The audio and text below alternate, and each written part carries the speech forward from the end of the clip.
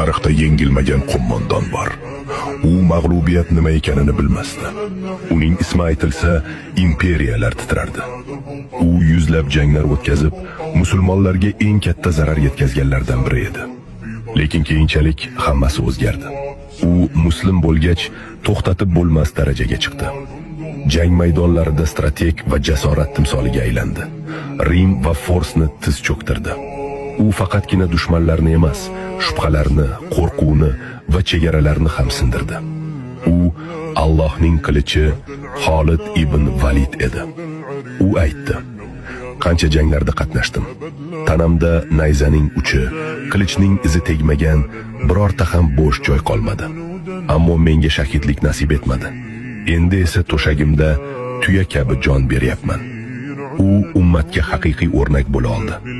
Vafotidan so'ng aytishdi: bundan keyin hech bir ona Xoliddek kishini dunyoga keltira olmas deyishdi. Endi o'ylab ko'ring, bu gapni ular qanchalik to'g'ri aytishdi. Biz ham u kabi bo'la olamizmi?